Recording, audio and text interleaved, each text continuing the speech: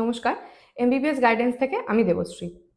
NEET Yuji 2026 নিয়ে একটা বড় আপডেট সামনে এসছে।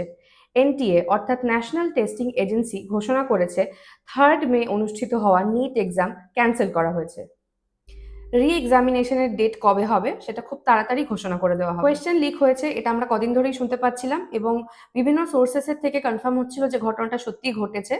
বর্তমান পরিস্থিতিতে গভর্নমেন্ট অফ ইন্ডিয়া সিবিআইকে রেফার করেছে এই ঘটনার পূর্ণাঙ্গ তদন্তের জন্য। আমরা বহু স্টুডেন্ট এবং পেরেন্টদের সাথে কথা বলে এই মুহূর্তে যা বুঝতে পারছি, সবাই খুব স্ট্রেসফুল এবং কনফিউজ সিচুয়েশনে রয়েছে। কিন্তু আমরা বলবো প্যানিক করো না।